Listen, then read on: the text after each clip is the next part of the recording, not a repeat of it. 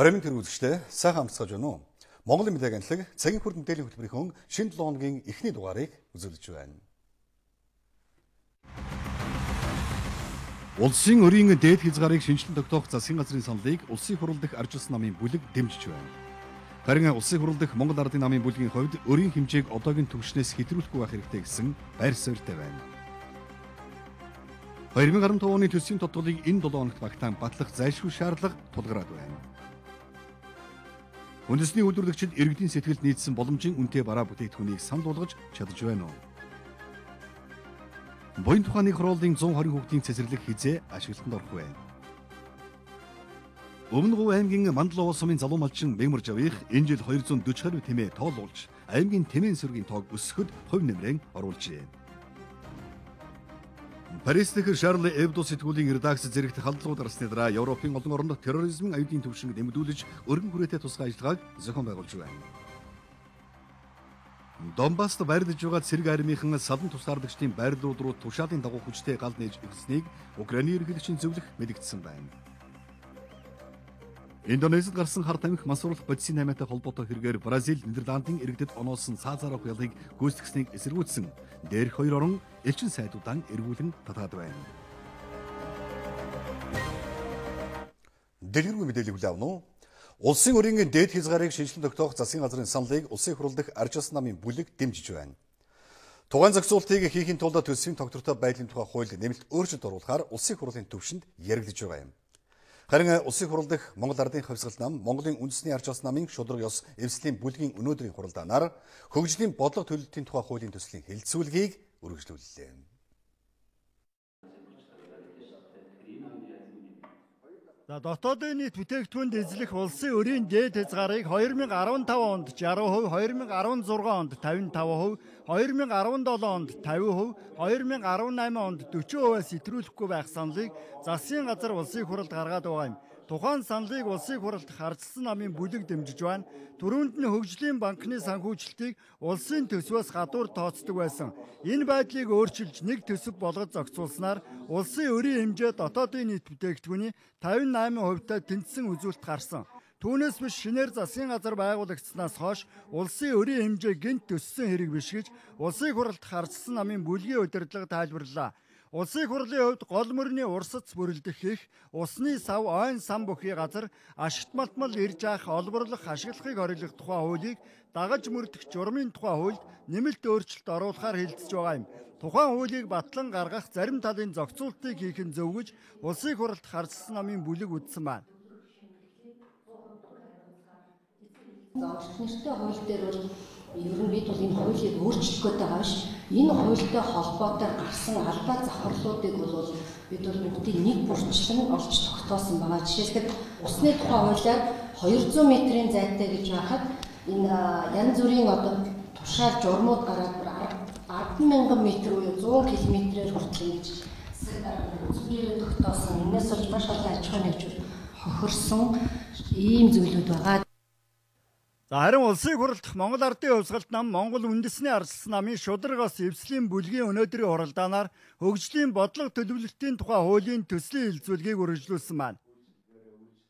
Хөгжлийн бодлого төлөвлөлтийн хуультай болж альч нам засгийн эрхэнд гарсан нэг хууль эрх зүйн орчинд ажиллаа хийдэг ийм байдалтай болъё гэж байгаамаа.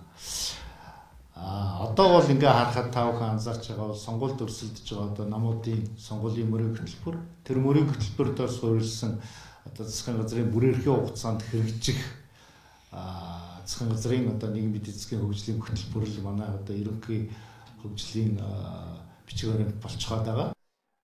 Улсын хурал тухайн хуулийг батлан гаргаснаар хөгжлийн нэгдсэн бодлого төлөвлөлттэй болно. Түрүүнд нь хөгжлийн бодлогын чанартаа олон баримт бичиг гаргаж байсан боловч хэрэгжилт нь хангалтгүй үр дүн муутай байсан. Ийм байдал өөрчлөгдөнө гэж шудраг ёс эвслийн бүлгийн удирдлага тайлбарллаа. Улсын хурал дахь Монгол Ардын намын бүлгийн хувьд улсын өрийн хэмжээг одоогийн түвшнээс нь нэмэгдүүлэхгүй байх хэрэгтэй гэсэн байр суурьнаас хандаж байна. Харин улсын төсвийн алдагдлын хэмжээг нэмэгдүүлж тооцох шаардлагатай гэж бүлгийн гишүүд үзэж байгаа юм аа.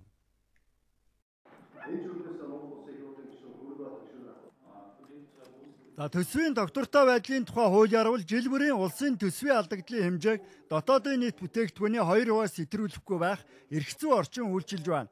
Тухайн хэмжээг өөрчилж 5%-аар тогтоох саналыг засгийн газар улсын хурлд гаргаад байгаа юм. Засгийн газрын саналыг дэмжихээс аргагүй нөхцөл байдал үүссэн. Төсвийн алдагдлыг нэмэгдүүлж байж нийгмийн халамж болон хөрөнгө оруулалтын зарим зардлыг шийдвэрлэх шаардлага бий болж байна гэсэн тайлбарыг улсын хурлд Монгол Ардын намын бүлгийн гишүүд өглөө. Төсвийн алдагдлыг 2 болгох юм бол хүүхдээ мөнгө өгч чадахгүй, алдар ихээ одонгоо мөнгө өгч чадахгүй. За цалин тэтгэврийг нэмэгдүүлж чадахгүй, төсвийн хөрөнгө оруулалтууд бүгд зарцах ийм одоо эрсдэл байна. Эдийн засгийн улам одоо болцлох, улам агшаах ийм эрсдэл байгаа учраас төсвийн алдагдлыг бас 5% одоо барьж энэ жилдээ 2015 оны түвшинд 5% барьж тэр хүүхдийнхээ мөнгөө олгоё, алдар ихээ одонгийн мөнгөийг олгоё, цалин тэтгэврийг тодорхой хэмжээгээр нэмэгдүүлье гэж Монгол Ардын намын эхнээсээ баримталж байсан байр суурин дээр баяа.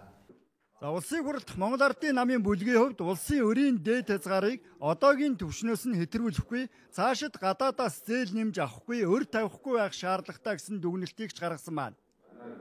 Монгол улсын төсвийн доктортой байдлын тухай хууль заасан өрийн одоо дээд хязгаар 40% байхыг өмнөх засгийн газар маань шинжлэлийн засгийн газар маань зөрчөөд өнөөдрийн байдлаар 58.3% хүрчихжээ. Засгийн газрын өргөн барьсан төсвийн тодтол одоо 58.3% болохоор байна гэж өргөн барьсан байгаа. Хүрчиж. Тийм болохоор арга буюу одоо өнөөдөр хууль зөрчөөд энэ хүрсэн одоо дээд хэмжээ 58.3% гэдгийг зөвшөөрье. Цаашдаа энэ өрийн одоо гадаад өрийн хэмжээг нэмэгдүүлэхгүй байх зарчмын байр суурь Монгол Ардын нам хэвээр нь баримтлая гэж одоо шийдвэрлэлээ. За улсын хурлд Монгол Ардын намын бүлгийн удирдлагын мэдээлж байгаагаар бол одоогоор улсын өрийн хэмжээ нийт 15.9 их 80 төгрөгт хүрсэн байна. Улсын хурл өрийн дээд хязгаарыг нэмэгдүүлж тогтоох эсэх эцсийн шийдвэрийг чуулганы нэгдсэн хуралдаанаас гаргах юм.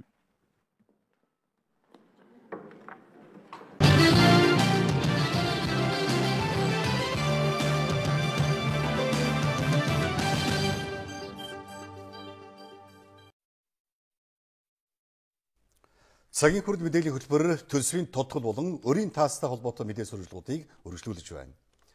1992 онд баталсан арчилсан үндсэн хуулийг өөрчлөхөөр удаан хугацаанд яригдсны эцэст улсын хурлын даргын захирамжаар ажлын хэсэг байгуулагдсан ажиллаж байна.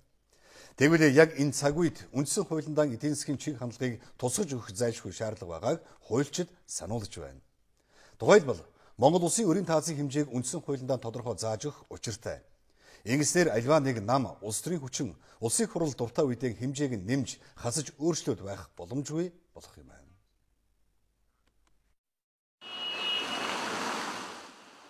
Монгол улсын өрийн таац дотоодын нийт бүтээгдэхүүний 40%-аас хэтрэхгүй байхаар хуульчилсан. Гэхдээ өнөөдрийн нөхцөл байдал тохируулаад өрийн таацыг 60%-д хүрэхгүй эсвэл бүр нэмэхгүй байх уу гэх зэргээр парламентын түвшинд маргаа үсээд байгаа.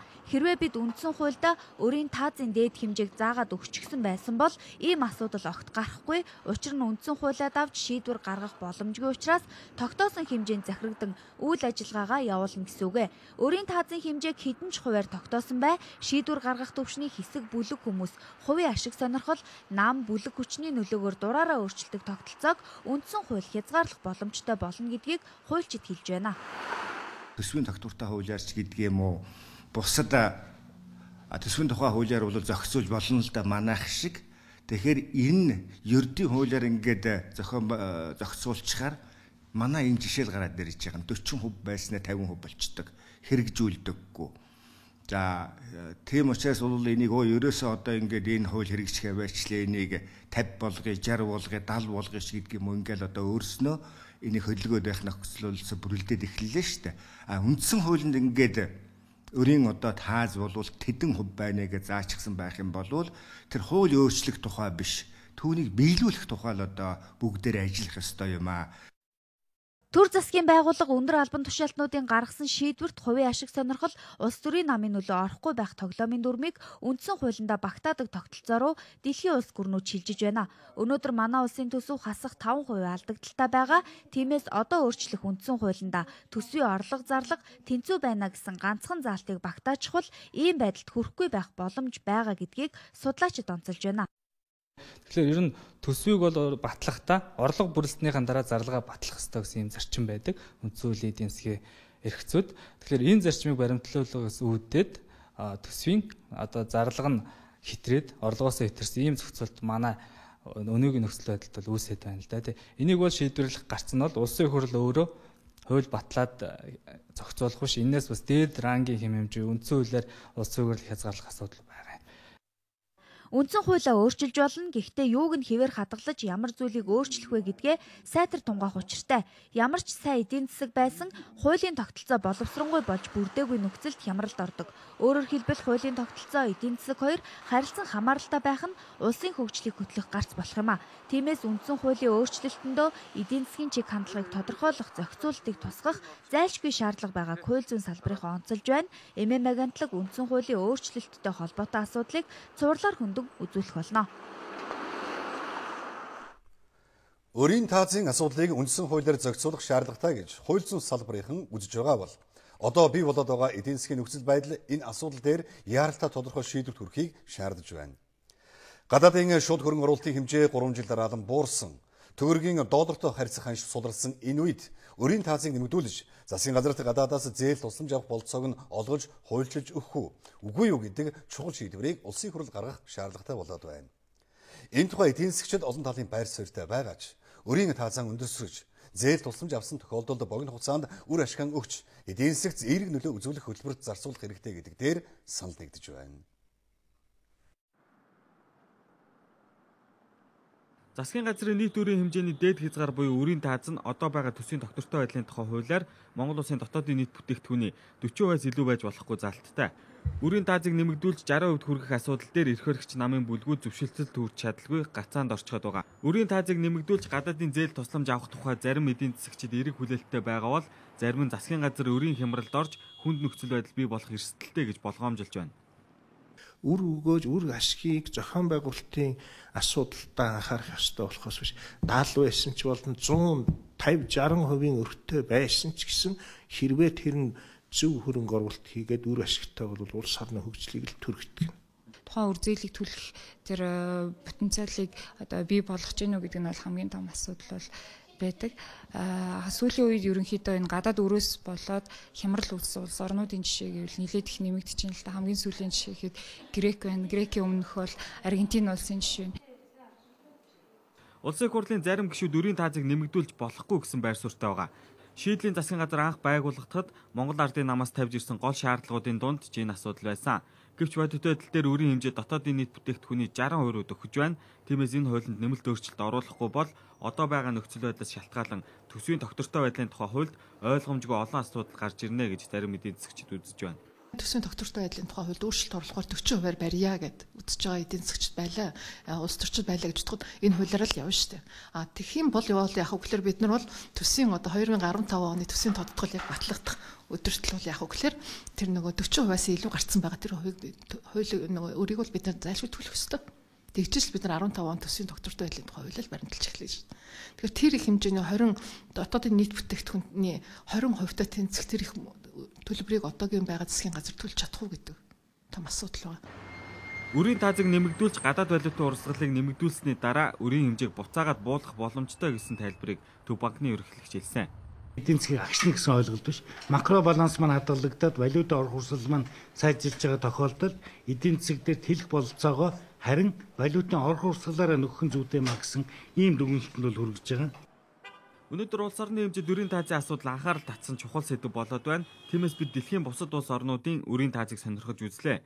Энд харагдаж байгаа зургаар улс орнуудын өрийн таазын хэмжээг илэрхийлж байна.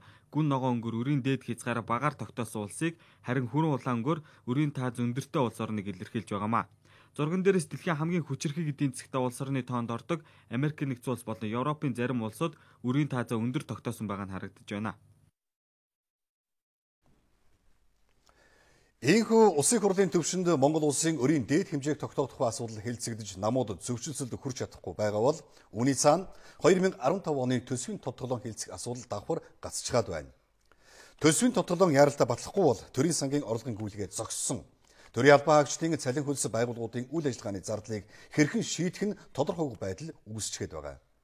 Төсвийн тодтголд хорьсон асуудлаар бид сурвалжиллаа.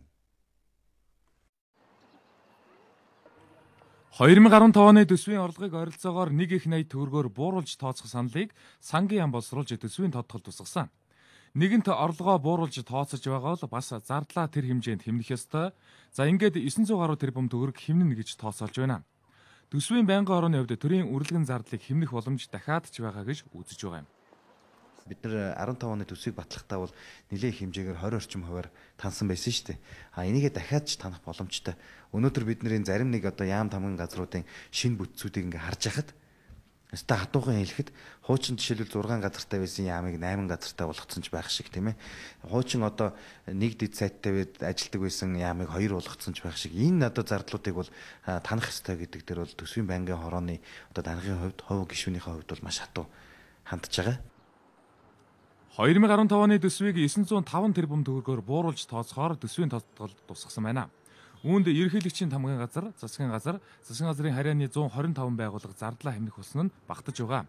Энэ мэтээр хаана бүсээ шангалж байхад улсын их хурл төсвөө нэмэгдүүлэх санал оруулсан байх жишээтэй. За мөн цаг тулсан үед төсвийн тодтголыг улс төржүүлж гацаах байдал улс төрийн намуудаас гарч байгаа нь хүндрэл үүсгэж байгааг хэлж байна. Гэхдээ одоо бол ерөнхийдөө бидэнд хугацаа байхгүй байгаа шүү дээ. Бид энэ төсвийн тодтголыг бүр маш яралтай батлах хэрэгтэй. Одоо ямар хүндрэл үүсэж гинэ вэ гэхээр үндсэндээ ер нь энэ улс төрийн зөвшөлтсөл гэдэг юмдаа л хүрч чадахгүй байх шиг байна. Зарим нэг улс төрийн хүчнүүд маань бас тодорхой зөвшөлтсөл хүрч чадахгүй байгаа юм уу? Ингээд удаад байна. Тэгэхдээ одоо өнөөдөр бид нар 1 сарын 19 болчиход байна. Энэ хэмжээгээр одоо энэ төрийн албан хаагчдын маань энэ төсвөөс залинждаг, төсвөөс санхүүждэг энэ бүх юм маань одоо зогсчиход байгаа шүү дээ. Тийм учраас бидэнд бол цаг хугацаа байхгүй. Энэ 7 хоногт бол төсвийнхаа тодтголыг зайлшгүй батлах шаардлагатай байна да. Эдийн засгийн хувьд эзэгтэй цаг мөчид тулчгаад байхад улс орноо гэсэн шийдвэр гаргах шаардлага байгааг зарим судлаач хэлж байна. Тухайлбал эдийн засаг хүнд үед архи тамхины татварыг нэмэгдүүлж орлого олох аргыг улс орнууд хэрэгэлдэг. Гэтэл манайд 4 ч удаа санал тавиад архи тамхины татварыг нэмэгдүүлж чадаагүй. Учир нь улсын их хурл дахь бизнесийн бүлэглэл саад болдог гэлээ. Зөвхөн архи тамхины татварыг л нэмэх тухай асуудал ярих хэрэгтэй. Яа тэгэхээр үеийн үед энэ архи тамхин дээр их татварыг нэмэгдүүлэх гэдэг ихлээр улсын их хурл намуудын хэмжээндээ яриад үгүй гэсэн шийдвэрийг гаргадаг байсан. Ер нь бол архи тамхитай холбоотойгоор татвар нэмэгдүүлэхэд бол 100 тэрбумыг бол өлгөн олоод ирэх орлогын хөөсрөл тэнд байж. Яа тэгэхээр манай улс бол одоо бүс нутагта архи тамхинд ногдуулж байгаа татвараар хамгийн бага байж байгаа. Жишээ нь аж ахуйн нэгжийн, хүн амын, нэмэгдсэн өртгийн, гайлын зэрэг албан татварын орлого буурснаар төсвийн орлого 825 тэрбум төгрөгөөр багасна гэж тооцоолж байгаа юм байна. За тэгвэл зөрүүлээд архи тамхины онцгой албан татварыг нэмэгдүүлэх боломжгүй. Энэ мэтээр орлого олох олон арга байгааг энэ удаагийн төсвийн тодтголд орхигдуулсан байгааг шүүмжилж байна. Хөрөнгийн зах зээлийг хөдөлгөөнд оруулах нэгэн шинэ арилжааг өнөөдрөөс эхлүүлж байна. Манай улс засгийн газрын бондын зөвхөн анх шатны арилжаа хийдэг байсан бол өнөөдрөөс эхлэн 2 дахь зах зээлийн арилжааг Монголын хөрөнгийн бирж дээр хийхээр боллоо.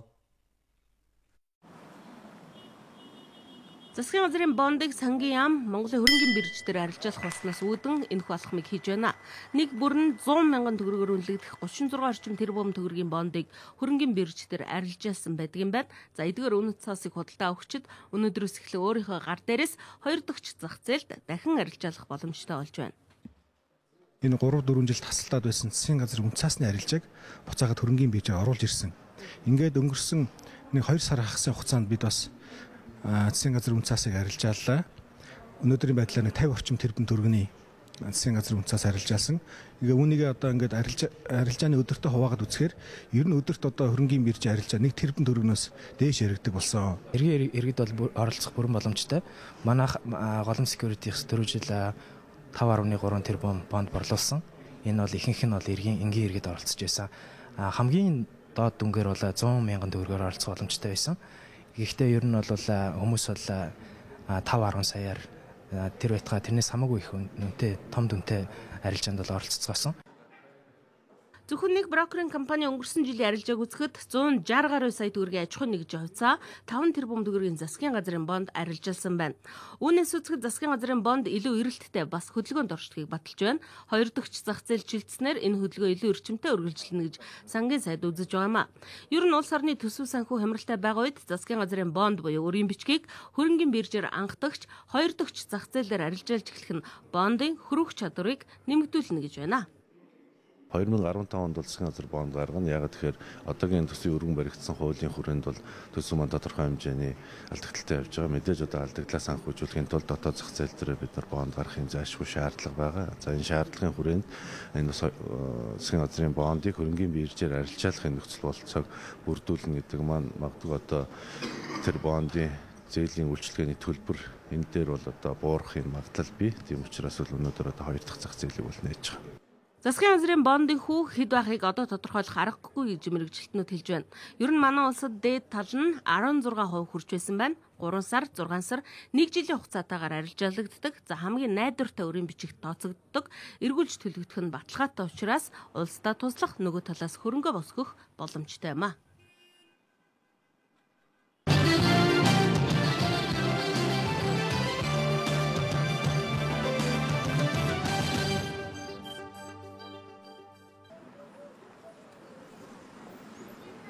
Оролт годомжуудаар дүүрэн үндэсний үйлдвэрлэлийн бүтээгдэхүүнүүд зөндөө гарцсан ба шүү дээ. Эндээс сон. Тийм ер нь ингээл хэвлэл мэдээлэл хүмүүстэй уулзаад сони хэвлэл ингээл харж хахад үндэсний үйлдвэрлэлээ дэмжин үндэсний үйлдвэрлэлийн бүтээгдэхүүнээр одоо цагаан сархан бэлтгэлийг хангана гэж байгаа айл өрх хүмүүс зөндөө байна. Надад хувьд бол үндэсний үйлдвэрлэлээ дэмжээ бөөндөө даваа явахад бол үндэсний үйлдвэрээ давгүй л идэх боломжтой тий. Харин ямар бүтээгдэхүүн сонирхож байна? Гарын бэлгэнд Тэгвэл одоо цамц амцал. Цамц өмдөн тиймэрхүү юм л авч явдаг да. Ноос нодороор хийсэн, ариш ширээрээ хийсэн бүтээгдэхүүнээ сонгомоор шүү дээ. Юун дээр нь анхаараасаа гэж бодож байна? Тэрийг жижиг үйлдвэрлэл хийж байгаа улсыг дэмжээсэн үлээ л гэж бодож байна. Борлуулалтын газар цөөхөн байна гэж. Харин тийм хамгийн гол нь тэр л байх шиг байна. Тэр нэг одоо үйлдвэрлэлээ дэмжиж гэсэн нэг тусдаа нэг юу гараад ирсэн шүү дээ тийм ээ. Тэрэн шиг тийм газар газарт гарч явуул өгөн их л сайн болох байх л та. Үндэснийхээ үйлдвэрийг сонгоно шүү дээ. Үндэсний үйлдвэрлэгчид ер нь юун дээр анхаараасаа гэж хүсэж байна та? Гэхдээ одоо юу ах цэвэрхэн тэгээ бөхөл байвал гэж болно шүү дээ. Оймс цамц ер нь янз бүрийн мак зак янз бүрийн юмнууд зөндөл харагдаж байна. Энээс бол авъя л гэж бодож байна угаасаа. Тэгээ үнэн дээр нэг жаахан тийм юм даа гэж бодоод явж байна. Тэр болгон тэтгэврийн бид нар тэр цамцыг бол дийлэхгүй шүү дээ. Тэгээд дийлдэг оймсол ач. Говь байна. Алтаа гашмар байна. Алтаа гашмар говь идрүүд одоо тэтгэврт гашмар бид нар дарайл энд үнэтэй байна. Өртгөх нь хэдэрхий өндөр. Өртгөө бууруулж чадахгүй. Юмных нь үнэн өндөр байвал одоо хүн гэдэг амтэн чи мөнгөндөө л захирагдахаас одоо үндэсний үйлдвэрийн юмыг сонгох бол одоо өөр юу сонгох вэ? Хужаагийн юмнууд ч юм бол одоо нэг олигтой юм ирэхээ байцсан биш. Гол нь одоо бүх ард түмэндээ үндэсний үйлдвэрийн юмыг л барааг л худалдаж аваараа гэж хэлмээр байна. Одоо сонирхоод явж л байна. Сайхан бэлэнүүд гой юмнууд бол байна шүү дээ. Өнгөрсөн оны 1-р сард манай улс гаднаас $321 сая бараа бүтээгдэхүүн худалдан авсан байна. Тэгвэл 2-р сард нь $273 сая гадны үйлдвэрлэгчдэд өгчээ. Өөрөөр хэлбэл иргэд цагаан сарын бэлтгэлийн базааж байсан цаг үеийн 1-р сард таарсан учраас бусад саруудтай харьцуулахад $40 сая бараа бүтээгдэхүүнийг нэмж авсан байна. Энэ их валютаар бусдын хөгжил дэвшилдэг хөрөнгө оруулахаас илүүтэй их орондон шингээгээсэй гэж үйлдвэрлэл эрхлэгчид хүсэж байгаа юм. Гэхдээ тэд иргэдийн сэтгэлд нийцсэн боломжийн үнэтэй чанар сайтай бараа бүтээгдэхүүнийг санал болгож чадаж байна уу? Том зах зээлийн сүудэрт дарагдаж хомигдохгүй тулд үндэсний үйлдвэрлэл эрхлэгчид өөрсдийн боломжоор иргэдэд татах гэж хичээж байгаагаа ярьлаа. Жишээ нь урд хөршид үйлдвэрлэсэн 3,000 төгрөгийн үнэтэй зарагдаж байгаа эдлэгээ даахгүй түлхүүрийн оосортой харьцуулахад цэвэр төмөр болон арьсан түлхүүрийн оосрыг тэд 5-аас 10,000 төгрөгөөр санал болгож байна. Энэ бол цагаан сарын баярт зориулж 10 хүртэл хувиар хямдруулсан үн. Иргэд сар шинийн баяраар боломжийн үнэтэй гарын бэлэг сонирхдог учраас эрэлтэндээ нийцүүлэн тэд шин төрлийн бүтээгдэхүүнч гаргаад байна. Алтмог гоёл чимэглэлийн үйлдвэрийн сар шинийн баяр зориулаад цоо шин одоо бүтээгдэхүүн бэлэг гаргаад байгаа юм байна. Тухайлбал миний гарт байгаа энэ зис төрлөг бол 12 жилиг дүрсэлсэн. Үнийн тухайд бол 3,500 төгрөгөөр худалдаалагдаж байгаа юм байна. За энэ дүрлэгийг авсан хүн бол бэлгэнд авсан хүн өдөр бүр одоо цай хоолндоо ингээд дүрээд эрүүл мэндэд хөрөнгө оруулах боломжтой гэдэг утгаараа за ийм шин бүтээгдэхүүн гаргасан юм байна. Хорлого тайлах, хараа сайжруулах тэмээ ийлэг зүгсэн сайн гэдэг журмаараа Монголынхоо үйлдвэрийг дэмжээсэй гэсэндээ бас давхар энийг гаргаж өгч байгаа. Иргэдийн хувьд Монгол оймсоо авах сонирхол их учраас үйлдвэрлэгчид гэр бүлийнхэнд зориулж оймсны багцыг гаргаад байгаа юм байна. Ингийн үед нэг ширхэг нь 4,000 төгрөгөөр зарагддаг Монгол оймсыг 4 ширхэгээр нь бэлгийн хайрцаг нь хийж 12,500 төгрөгт багтаажээ. Энэ мэтчлэн оймс үйлдвэрлэгчид цагаан сар зориулан өөр менежментээр ажиллаж байгаа юм байна. 10 оймс тутамд нэг оймс бэлгэнд өгч байгаа. Үйлдвэрийн буюу бууныхаа үнээр зарж байгаа. 1000-аас 1500-ийн хооронд худалдаалж байгаа. Үндэсний үйлдвэрлэгчдийн бүтээгдэхүүнийг хэрэглэгчдэд хүргэх төвийг аж үйлдвэрийн яам хувийн хөвшилтэй хамтран өнгөрсөн сард нээсэн. Түрээс нь зах зээлийн үнээс 30% хямд учраас иргэдэд очих бүтээгдэхүүний үнж дагаад хямд байх боломж бүрджээ. Бидний энэ хажууд байгаа Blue Sky ихэд 10-аас 80% тухай бүтээгдэхүүнийг хамдруулж байна. Зар сурталчилгаа мэдээлэл гэдэг энэ бүгд дээр мэдээ тодорхой хэмжээнд дэмжлэг үзүүлж байгаа. Үндэсний үйлдвэрлэл эрхлэгчтэй төр бодлогоор дэмжиж эхэлсэн нь үр дүнгээ өгч байгаа учраас аж үйлдвэрийн яам цагаан сарын баярт зориулсан томоохон үзэсгэлэнг яг энэ байдлаар зохион байгуулахаар судалж байгаа юм байна. Хэрэглэгч талаас бодоод үндэсний үйлдвэрлэгчтэй бид нар бол бас тодорхой хэмжээгээр дэмжиж одоо яамдуудаас одоо нөгөө байрныхан түрээстерийн тодорхой хэмжээний хөнгөлт үзүүлдэг ч юм уу те. Иймэрхүү ажлууд бол ажлын хэсгээр яриад боломжуудыг судлаад явж байгаа. Төрн дэмжиж үүнийг дагаад үйлдвэрлэл эрхлэгчид нь зах зээлэд хэлхийг зорж байна. Тиймээс иргэд гадны улсад үйлдвэрлэснийг биш, үндэсний уламжлалт баяраараа эх орныхоо үйлдвэрлэгчдийн бүтээгдэхүүнийг дүүрэг нийслэл, улсаас зохион байгуулж байгаа үзэсгэлэн худалдаа болон төвүүдээс авахыг тэд хүсэж байлаа. Нийслэлийн хэмжээнд цэцэрлэгийн насны 106 мянган хүүхэд байгаагийн 70 орчим хувийн л цэцэрлэгт хамрагдаж байна. Сургууль цэцэрлэгийг хүүхэд бүрийн хаяанд байхаар байгуулна гэсэн зорилтыг нийслэлээс тавьсан ч энэ нь амьдрал тэр бүр биелэн олохгүй байгааг бид дараах сурвалжаараа хөндлөө. Буян тухай нэг цогцлбор хорооллын дунд баригдсан тус бүр 60 хүүхдийн багтаамжтай 2 цэцэрлэг өнгөрөх оны 5 дугаар сард хүүхдийн хүлээж авахд бэлэн болсон ч өнөөдрийн хүртэл цоочтой хэвээр байна.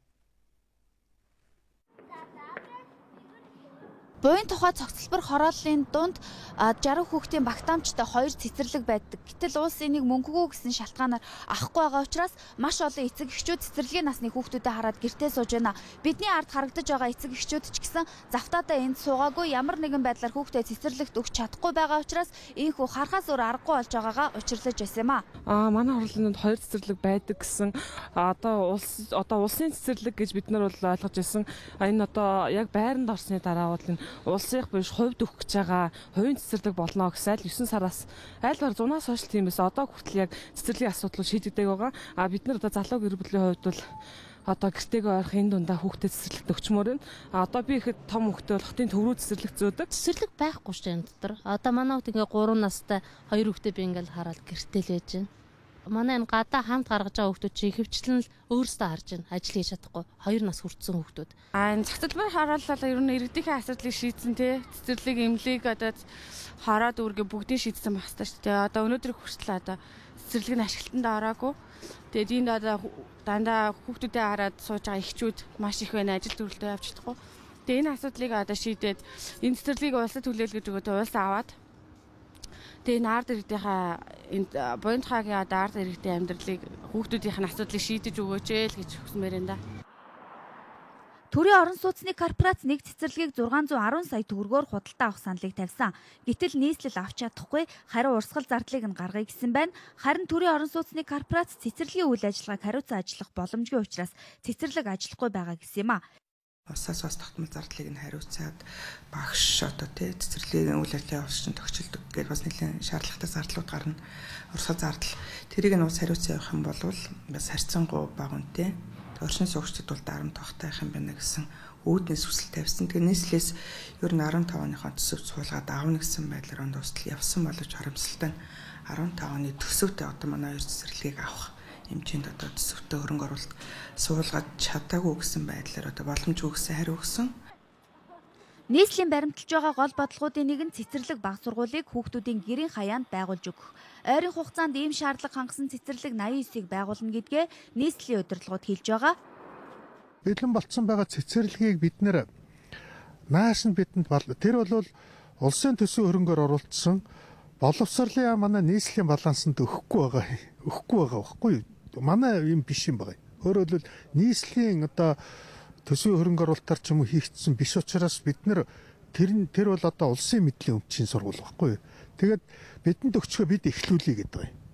Тэгэхээр одоо өгөгдөхгүй л. Нийслэлийн хэмжээнд цэцэрлэгт хүмүүжиж чадахгүй 40 орчим мянган хүүхэд байдаг. Тэднийг цэцэрлэгтээ болгохын тулд эхлээд газраа чөлөөлнө, гэрээ байгуулна, зураг төсөл хийн, хөрөнгө санхүүгээ шийднэ гэд олон шат дамжлага цаг хугацаа шаардна. Ер нь бол улс бол одоо эцэл одоо шийдэж амжаагүй нь энэ бол шийдэгдэх ёстой. Ягаад гэвэл төрийн орон сууцны корпорациас барьсан барилгыг бол улсаас одоо орон нутагт шилжүүлэх энэ үйл ажиллагааны ажил нь бол амжигдаагүй байна гэж би харагдаж байгаа. Тэрнээс ер нь бол одоо цэцэрлэг сургуулийн барилга байгууламж бол бэлэн болсон тохиолдолд бол ер нь үйл ажиллагаа эхлэхэд ямар ч саадгүй байх ёстой. Буян тухай нэг хорооллын дунд баригдсан 120 хүүхдийн цэцэрлэгийг шийдэж чадаагүй байтал буян тухай 2 хороололд 1200 хүүхдийн 2 сургууль, 240 хүүхдийн 4 цэцэрлэг удахгүй ашиглалтанд орно. Нийгмийн дунд тулгамдаад байгаа цэцэрлэг сургуулийн хүрэлцээний асуудлыг хороолол дунд нь шийдэх боломж байхад мөнгө байхгүй гэсэн шалтгаанаар ашиглалт үйл ажиллагааг нь эхлүүлэхгүй хойшлуулсаар байна. Тиймээс буян тухай хорооллын 300 хүүхдийг цэцэрлэгтээ болгож залуу гэр бүлээ дэмжиж өөрсдийн хэрэгжүүлж байгаа ажлаа амьдралын хөрсөнд буулгах шаардлага байгааг шийдвэр гаргагчдаас эцэг эхчүүд хүсэж байсан юм а.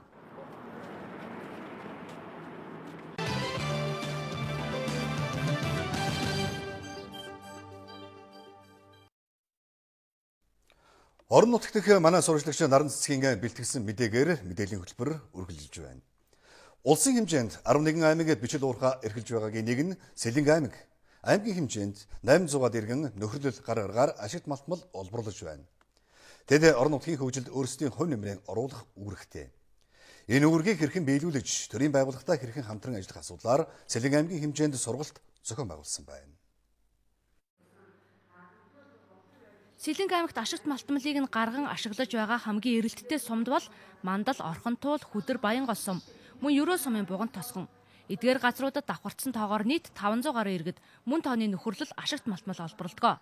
Тиймээс гар аргаар ашигт малтмал олборлож сүйдсэн газрыг нөхөн сэргээх ажилд тэдний оролцоог бий болгох шаардлагатай байгааг орон нутгийн засаг дарганаар хэлж байна. Одоогийн байдлаар ихэд одоо манай сум бичил уурхай эрхлэгчд байдаг. За бичил уурхайгаа эрхлэгчтэй дэмжиж ихээр өнөөдөр одоо тэр бүхний сонирхож байгаа газрын асуудлыг шийдэх гэхээр тэр газрууд нь бүгд давцалтай болчиход байдаг. Ингээд одоо тэр ажил асуудлыг шийдэж чадахгүй ингээл одоо бас байж ах шишээтэй. Манай Сэлэнг аймаг урт нэртэй хуулинд ороогүй газар цөөхөн өнөөдөр бичил уурхайчд гээд хэдий одоо хэдэн иргэн нэгдээд нөхрөл байгуулсан хэдий боловч ажиллах эрх зүй орчин бүрдэхгүй байгаа шүү дээ. Манай сумын хувьд энэ ажлын байр нэмэгдүүлэх асуудлыг юу гэж харж байна гэвэл хуучнаар бол одоо гар аргаар ашигт малтмал олборлагчд гэж ярьдаг. Бүр одоо иргэдийн ярьж зарим нь сурснаар бол нэнжа гэж ярьдаг. Энэ улсуудыг бид нар нэгтгэхэд нөхрөлийн зохион байгуулалтанд оруулаад бичил уурхай чин болгож одоо явуулж байгаа. Ашигт малтмалыг их баг хэмжээгээр олборлсон бол тухайн газарт нөхөн сэргээлт хийх, орон нутгийн хөгжилд хувь нэмрээ оруулах үүргийг бичил уурхай эрхлэгчид хуулиар хүлээдэг. Тиймээс тэдний энэ үүргийг таниулж хууль журмыг сурталчлах, мөн тэдний эрх үүргийг хангах зорилгоор хүний эрхэд суурилсан хандлага сэдвт сургалтыг зохион байгуулжээ. Эдийн засаг нийгмийн асуудлын одоо яг огтлцол дээр гарч ирж байгаа тийм тогтвортой хөгжлийн хувьд аваад үзэх юм бол нэлээд тийм тулгамдсан сорилт болж ингэж гарч ирж байгаа. Тэгээ энийг бол шийдвэрлэх шаардлагатай байгаа яхаа аргагүй. Энэ сургалт бол ер нь бол 11 аймагт бол хийгдэж байгаа. Тэгээд Сэлэнг аймагт бол ингээд эхлээд хийгдэж байгаа юм сургалт. Сэлэнг аймгийн хэмжээнд бичил уурхай эрхлэгчдийн загвар нөхөн сэргээлтийг 1.3 газар талбайд хийжээ. Цаашдаа нөхөн сэргээлтийг эрчимтэй явуулж энэ ажилд орон нутгийн засаг захиргаа бичил уурхай эрхлэгчдтэй хамтран ажиллахаар төлөвлөж байна. Говь нутгийн бахархал болсон Тэмэн сэргэн өсгөн үржүүлж яваа залуу малчны хотноос манай орон нутгийн сурвалжлагч Номин Туя, зураглаач Наранбаатар нар драах мэдээллийг бэлтгэжээ. Өмнөдгөө аймгийн Мандал сумын малчин Мегмар Жавих энэ жил 240 гаруй тэмээ тоолуулжээ. Тэд аймгийнхаа Тэмэн сэргийн тоо толгойг өсгөн үржүүлэхээс гадна орон нутагт залуу малчтыг бэлтгэхэд өөрсдийн хувь нэмрээ оруулж яваа хүмүүс юм аа. 20 гаруй жил энэ л нутагта малаа өсгөн үржүүлж яваа залуу малчин Мегмар Жавих хүүхдүүдээ ч мөн малын дүртээ өсгөж хойч үе бэлтгэн дөрвөлөхөд анхаарч байна. Эднийх 4 хүүхэдтэй. 3 хүүхэдтэй сургууль соёлын мөрхөөлгөж мал дарай нүдтэй дунд хүүгээ малчин болгохоор дэрэгдээ авсан байна. өвөлдөө ингэний айргаа борлуулна. Зундаа сүү цагаан идэ төрөл бүрийн бүтээгдэхүүн хийхин зэрэгцээ тэмээнийхээ ноосны шимийг авна гэд малаа дагаад хөдөлмөрлөө байвал хөдөөд сайхан амьдрал байна гэж эдний гэр бүлийнхэн ярьлаа. Нөө жил дулаахан хоол малын хоол сайтай. Энэ жил буйдаа 750 мал тоолсон та. Тэмээ үйл зүйлийг цаах өсч байгаа юм нах чам. Энэ улаан уурч одоо ирэх юм байгаа 7 жил болоод сүүлийн 3 жил цэртгөө явж байгаа шүү дээ. Би ч одоо цагаагаар гайгүй нөхцөлд одоо малчин болсон болоо тэрүү тэгэл малдаа одоо дасцсан чинь төв рүү гэж нэг сонирхдаггүй шүү дээ. Тэгэл малаан дагаал малаа бол өсгөөл явж байл гэж боддог. Мандал аваа сумын мандал баг энэ жил 37 мянган мал тоолуулж Тэмээн сүргийнхээ тоо толгоогоор аймагта дээгүүр барь эзэлжээ. 500 гаруй хүн амтай мандал багт 100-аас 1000 хүртэлх тэмээтэй 40 гаруй өрх байдаг байна. Цаашдаа Тэмээн сүргийн тоо толгойг өсгөх, орон нутгийн залуу малчин өрхийг нэмэгдүүлэх бодлогын хүрээнд томоохон ажлыг төлөвлөжээ. Энэ жил ер нь ботго гэхэд 1600 ботго авах төлөвлөгөөтэй байгаа. Тэгээд ер нь тооцоогоо ихэд нэг төмөн тэмээний баяраа ирэх өвөл 12 сараас хойш хийнэ гэсэн бодолтой байна. 2 жил өнжөөд ботголдог болохоор Тэмээн сүргийг өсгөн үржүүлэх гэдэг 5 хошуу малаас хамгийн хүнд нь.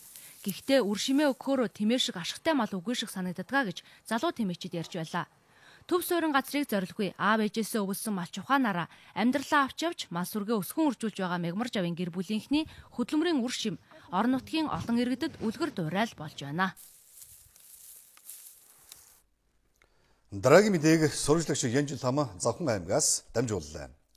Банкны үйлчилгээг иргэдэд шуурхаа ая тухтай хүргэх нэг боломж Завхан аймагт нээгдсэн нь өнөөдөр шинээр үүдээ нээж байгаа төрийн банкны шинэ байр юм аа.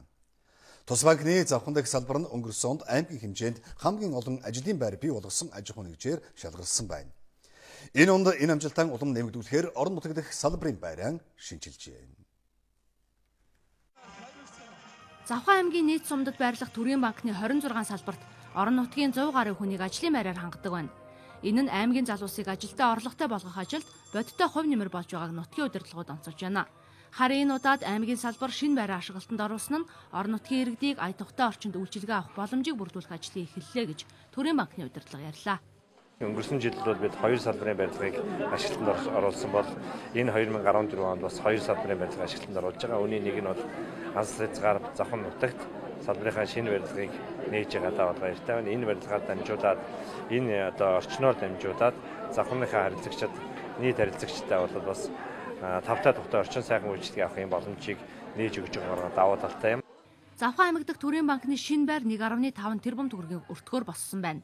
Тус банкны салбараас Завхан аймгийн тэтгэврийн насны иргэдэд зориулан сар бүрийн ажлын эхний өдрийг ахмадуудтай хүндэтгэл үзүүлэх өдөр болгон тэмдэглэж, жил бүрийн ахмадын баярыг Завхан аймгийн ахмадын хороотой хамтран тэмдэглэн өнгөрүүлэх зэрэг сайн үсэн аяныг зохион байгуулдаг нь орон нутгийн иргэдийн талархлыг хүлээсээр иржээ.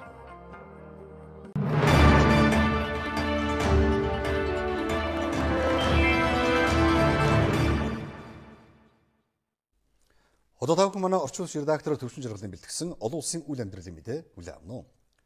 Парис дахь Шарл Эбдо сэтгүүлийн редакц болон Форт де Венсений дэлгүүрт эмнэлт хааллууд гарч 17 хүн амьссан алдсантай холбоотойгоор Европын олон оронд терроризмын аюулын түвшин нэмэгдүүлж өргөн хүрээтэй тусгай ажиллагааг зохион байгуулж байна. Сүүлийн өдрүүдэд Бельги, Франц, Герман улсуудад терроризм хэрэгээр 20 гаруй хүнийг сэжиглэн саатуулад байна. Францын араас Бельги улс аюулгүй байдлыг хангахтан цэрэг армийнхныг дайшлаад байна.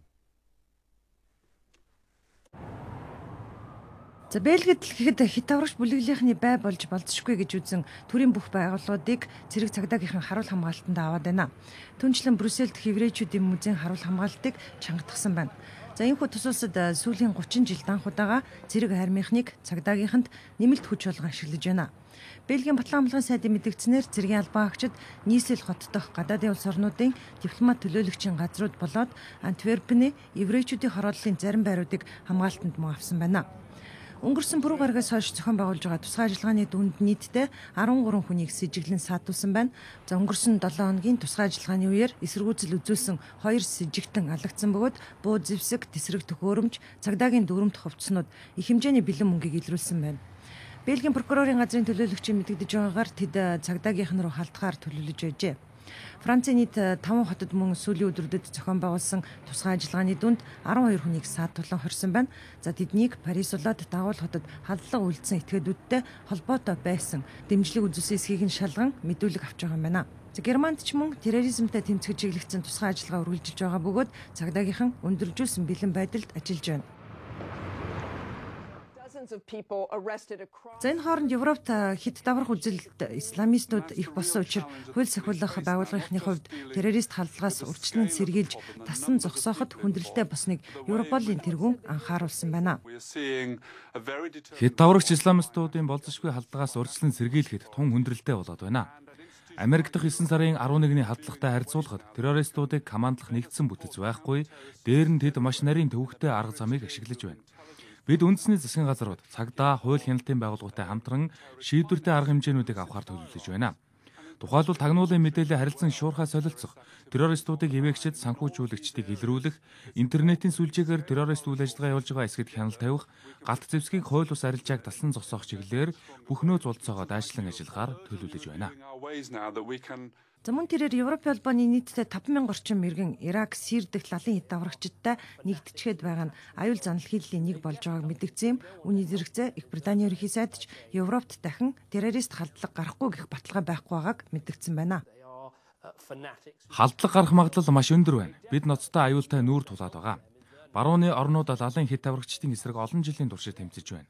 Хэд даврагчид үүнийг ислам болон өөр шашны хоорондын тэмцэл гэж тайлбарлахыг чармааж ирсэн. Гэвч энэ нь бодит байдалтай нийцэхгүй. Барууны орнуудад терроризмтай тэмцэх нэгдсэн стратегтэй ч олон улсын эвслийн түүний дотор мусульман шашинтай орнуудын дэмжлэггүйгээр терроризмыг ялж чадахгүй. Францын Шарли Hebdo сэтгүүл лалын элч Зүнч Мухаммедийн шог зургийг дахин нийтлсэнийг эсэргүүцсэн олонний жагсаал цуглаан өчигдөр Пакистан, Афганистан улсуудад боллоо.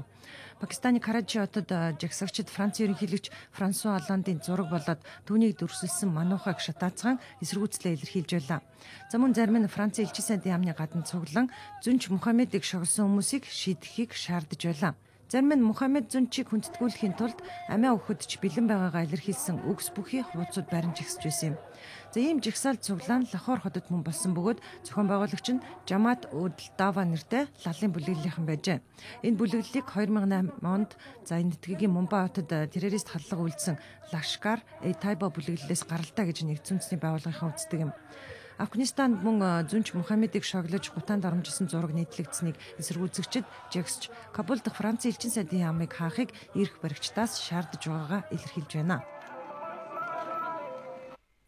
Украины эрх баригчид ойрын хугацаанд Донбассын нийт нутаг дэвсгэр дэх хяналтаан сэргээхээр төлөвлөж байна.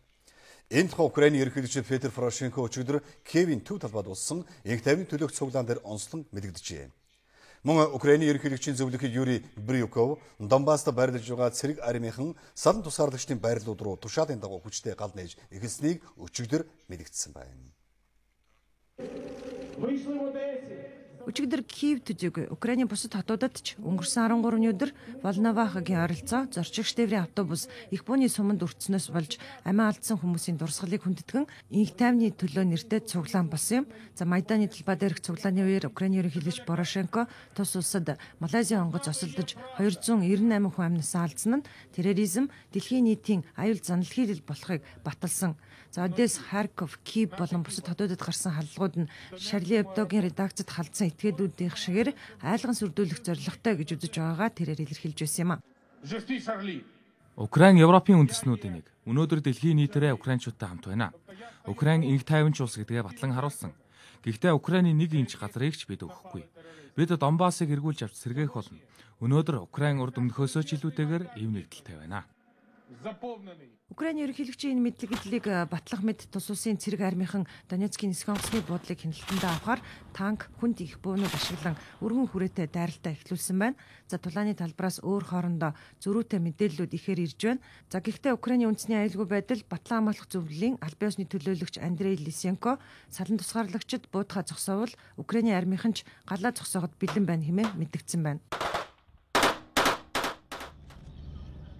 Индонезийн 90 хайх аврах албаныхан Ява тэнгисээс өчигдөр илрүүлсэн 2 зорчигчийн цогцыг Сурабая хот руу илгээгээд байна. Тус хотын эмнэлэгт шүүх эмнэлгийн шинжээчид цогцыг таниусны дараагаар арга гэрийнхэнд нь хүлээлгээ өгөх юм байна. За энэхүү Эраж агарын тээврийн компани онгоцны ослоор амиа алдсан 162 хүний 53-ын цогцыг тэнгисээс илрүүлээд байгаа юм байна. Энэ хооронд аврагчид тэнгисийн гүнээс онгоцны их биеийг татан гаргахыг чармааж байгаач цагаагаарын байдал таагүй байгаа нь саад учруулж байгаа юм байна. Ойролцоогоор 26 метрийн урттай онгоцны энэ үлдэгдлээс ихэнх зорчигчийн цогцыг илрүүлж чадна гэж найдаж байгаа юм байна. Харин Жакарта хотноо тус онгоцны хар харьцагуудын бичлэгийг тайлж унших ажиллагаа үргэлжилж байгаа бөгөөд 7 хоногийн дараагаас ихний үр дүн гарч магадгүй байгаа юм байна. Хойд Солонгос болон Америкийн нэгдсэн улсын төлөөлөгчдийн албан бус уулзалт өчигдөр Сингапурт болсон байна. Энэ үеэр Хойд Солонгосын цөмийн хөтөлбөртэй холбоотой асуудлыг хэлсэн бөгөөд хоёр талын холбоо харилцааг сэргээх зорилготой байсан байна. Хойд Солонгос Америкийн нэгдсэн улсанд дипломат харилцаагүйч өндөр алба хашиж байсан Америкийн төлөөлөгчид цөмийн хөтөлбөртэй холбоотой яриа хэлэлцээг мухардмал байдлаас гаргахын тулд Хойд Солонгосын төлөөлөгчөдтэй өмнө нь нэг бүс удаа уулзаж байсан. За өнгөрсөн 7 хоногт Пхеньян Америкийн нэгдсэн улс Өмнөд Солонгос улсууд хамтарсан цэргийн сургуулилтаа цуцалбал цөмийн туршилтаа төр зогсоох санаачлагыг тавьсан юм. За хэдийгээр Америкийн нэгдсэн улс энэ саналыг нь хүлээн авахгүйгээ мэдгдсэн ч энэ удаагийн албан бус уулзалтаар тус асуудлыг хэлсэн болов уу гэж ажиглагчид таамаглаж байна. Бразил болон Нидерланд улсууд Индонезийн нийслэл Жакарта хот дахь элчин сайдуудаа эргүүлэн татаад байна. Тус улсад хар тамхи мансууруулах бодисны 8-тай холбоотой хэрэгээр Бразил, Нидерландын иргэдэд оноосон цаазаар авах ялыг гүйцэтгсэнийг эсэргүүцсэн дээрх хоёр орон ийм шийдвэрийг гаргасан байна. Индонезид энэ хэрэгээр нийтдээ 6 иргэн цаазлагдсан бөгөөд дээрх хоёр орноос гадна Вьетнам, Нигер, Малави, Индонезийн иргэд тус байсан байна.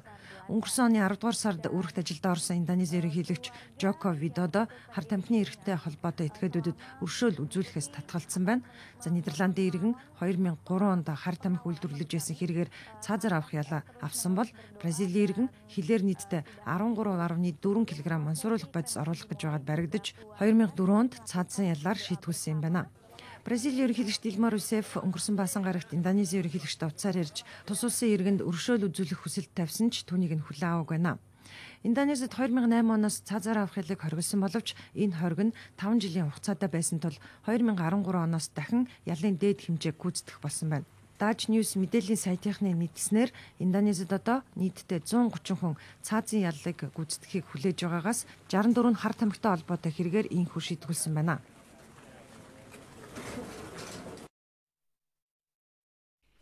Мэдээллийн хөтөлбөрийн төгсгөлд үзэгч та бүхэн ойрын өдрүүдийн цаг агаар мэдээг хүлээн авна уу.